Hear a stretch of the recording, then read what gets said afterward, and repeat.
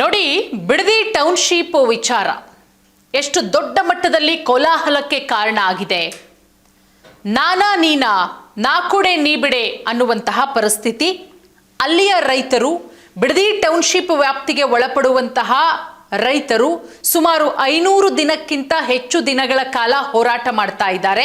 BJP ಹಾಗೆ JDS ಕೂಡ ರೈತರ ಹೋರಾಟಕ್ಕೆ ಬೆಂಬಲವನ್ನ ಕೊಟ್ಟಿದೆ.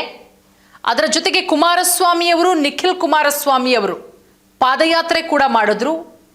ರೈತರ ಪ್ರತಿ ಮನೆಗಳಿಗೂ ಭೇಟಿ ಕೊಟ್ಟು ನಿಮ್ಮ ಭೂಮಿಯನ್ನ 1 ಇಂಚು ಟೌನ್ಶಿಪ್ಗೆ ಕೊಡೋದಕ್ಕೆ ಬಿಡಲ್ಲ, ಕೊನೆಯವರೆಗೂ ಕೂಡ ನಾನು ನಿಮ್ಮ ಜೊತೆಗೆ ಇರ್ತೀನಿ ಅಂತ ಹೇಳಿ ರೈತರ ಜೊತೆಗೆ ಇವತ್ತಿನವರೆಗೂ ಕೂಡ ನಿಂತ್ಕೊಂಡಿದ್ದಾರೆ. ಮುಂದಿನ ಪಾದಯಾತ್ರೆಗೂ ಕೂಡ ಸಿದ್ಧ ಆಗ್ತಾ ಇದೆ ನಿಖಿಲ್ ಕುಮಾರಸ್ವಾಮಿಯವರು. ಹಾಗಾಗಿ ಕಾನೂನು ಹೋರಾಟಕ್ಕೆ ಸಂಬಂಧಪಟ್ಟಂತೆ ರೈತರ ಹತ್ರ 1 ರೂಪಾಯಿನೂ ಖರ್ಚು ಮಾಡಿಸಲ್ಲ, ಕಾನೂನು ಹೋರಾಟ ಮಾಡೋಣ, ಇಲ್ಲಿ ನಾನು ಯಾವುದೇ ಪಕ್ಷದ ಪರವಾಗೂ ಬಂದಿಲ್ಲ ಅಂತ ಹೇಳಿ ನಿಖಿಲ್ ಕುಮಾರಸ್ವಾಮಿಯವರು ಕೂಡ ಇದ್ದಾರೆ. ಕುಮಾರಸ್ವಾಮಿಯವರು ಕೂಡ ಹೋಗಿದ್ದಾರೆ ಸಾಕಷ್ಟು ಬಾರಿ ಬಿಡದಿಗೆ. ಅದರ ಜೊತೆಗೆ ವಿಜಯೇಂದ್ರ ಅವರು, ಆರ್ ಅಶೋಕ್ ಅವರು, ಬಸನಗೌಡ ಪಾಟೀಲ್ ಯತ್ನಾಳ್ ಅವರು ಪ್ರತಿಯೊಬ್ಬರು ಕೂಡ ರೈತರ ಪರ ನಿಂತು ಹೋರಾಟ ಮಾಡ್ತಾ ಇದ್ದಾರೆ. ಇನ್ನು ಡಿ.ಕೆ. ಶಿವಕುಮಾರ್ ಅವರು, ಅದರ ಜೊತೆಗೆ ಸಚಿವರು, ನೂತನ ಸಚಿವರಾದಂತಹ ಮಾಗಡಿ ಬಾಲಕೃಷ್ಣ ಅವರು ಜಿದ್ದಿಗೆ ಬಿದ್ದವರಂತೆ, ನಾವು ಮಾಡೇ ಮಾಡ್ತೀವಿ ಟೌನ್ಶಿಪ್ ಅನ್ನ ಅನ್ನುವಂಥದ್ದು. ಇದೆಲ್ಲದರ ನಡುವೆ ಈ ಬಿಡದಿ ಟೌನ್ಶಿಪ್ ಜಿದ್ದಾಜಿದ್ದಿ ರೈತರಿಗೆ ಬಿಗ್ ರಿಲೀಫ್ ಸಿಕ್ಕಿದೆ. ಹೈಕೋರ್ಟ್ನಿಂದ ಮಹತ್ವದ ತೀರ್ಪು ಬಂದಿರೋದು. ಏನ್ ತೀರ್ಪು ಬಂದಿದೆ, ಯಾವ ರೀತಿ ಬಿಗ್ ರಿಲೀಫ್? ಹಾಗಾದ್ರೆ ಟೌನ್ಶಿಪ್ ಮಾಡಲ್ವಾ? ಸರ್ಕಾರ ಏನು ಟೌನ್ಶಿಪ್ ಮಾಡಬೇಕು ಅಂತ ಹೇಳಿ ಸುತ್ತೋಲೆಯನ್ನ ಹೊರಡಿಸಿದೆ. ಸರ್ಕಾರದ ನಿರ್ಧಾರದ ವಿರುದ್ಧ ನ್ಯಾಯಾಲಯದ ಮೊರೆ ಹೋಗಿದ್ರು ರೈತರಿಗೆ. ಇವತ್ತು ಆರಂಭದ ಜಯ. ನಿನ್ನೆ ರೈತರಿಗೆ ಆರಂಭದಲ್ಲಿ ಜಯ ಸಿಕ್ಕಿದೆ. ಅರ್ಜಿ ಸಂಬಂಧ ಹೈಕೋರ್ಟ್ ನಿನ್ನೆ ಮಹತ್ವದ ತೀರ್ಪನ್ನ ಪ್ರಕಟ ಮಾಡಿದೆ. ಏನ್ ತೀರ್ಪನ್ನ ಪ್ರಕಟ ಮಾಡಿದೆ? ಯಾವ ರೀತಿ ರೈತರಿಗೆ ಆರಂಭದ ಜಯ ಸಿಕ್ಕಿದೆ? ಬೆಂಗಳೂರು ನಗರ ಹೊರವಲಯದಲ್ಲಿ ಬಿಡದಿ ಟೌನ್ಶಿಪ್ ನಿರ್ಮಿಸೋದಕ್ಕೆ 516 ಎಕರೆ ಫಲವತ್ತಾದ ಕೃಷಿ ಭೂಮಿ, ಅಂದ್ರೆ ಅಲ್ಲಿ 9,000 ಎಕರೆ ಬರುತ್ತೆ. 9,000 ಎಕರೆ ಫಲವತ್ತಾದ ಕೃಷಿ ಭೂಮಿಯನ್ನ ಗ್ರೇಟರ್ ಬೆಂಗಳೂರು ಇಂಟಿಗ್ರೇಟೆಡ್ ಟೌನ್ಶಿಪ್ ಯೋಜನೆಗಾಗಿ ವಶಪಡಿಸಿಕೊಳ್ಳೋದಕ್ಕೆ ಮುಂದಾಗಿರೋದು. 516 ಎಕರೆ ಅಲ್ಲ, ಮಿಸ್ಟೇಕ್ ಆಗಿದೆ. 9,000 ಎಕರೆ ಫಲವತ್ತಾದ ಕೃಷಿ ಭೂಮಿ.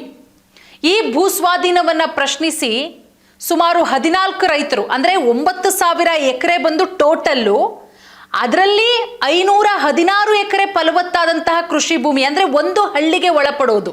ಅಂದ್ರೆ ಯಾರು ಅರ್ಜಿ ಸಲ್ಲಿಸಿದ್ರು ಅನ್ನೋದ್ರ ಬಗ್ಗೆ ಭೂಸ್ವಾಧೀನವನ್ನ ಪ್ರಶ್ನಿಸಿ ಹೊಸೂರು ಗ್ರಾಮದ 14 ರೈತರು ಅರ್ಜಿಯನ್ನ ಸಲ್ಲಿಸಿದ್ರು ಹೈಕೋರ್ಟ್ಗೆ. ಹೈಕೋರ್ಟ್ ಅಲ್ಲಿ ಅರ್ಜಿ ನಿನ್ನೆ ವಿಚಾರಣೆಗೆ ಬರುತ್ತೆ, ಮಹತ್ವದ ತೀರ್ಪನ್ನ ಕೊಟ್ಟಿದೆ.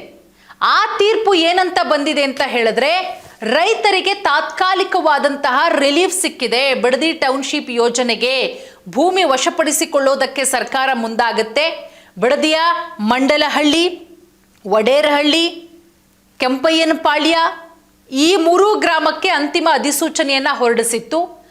ಅದನ್ನ ಪ್ರಶ್ನಿಸಿ ರೈತರು ಹೈಕೋರ್ಟ್ ಮೊರೆ ಹೋಗಿದ್ದಾರೆ. ಅರ್ಜಿ ವಿಚಾರಣೆ ನಡೆಸಿದಂತಹ ಕೋರ್ಟು ರೈತರ ಪರ ತೀರ್ಪನ್ನ ಕೊಟ್ಟಿದೆ.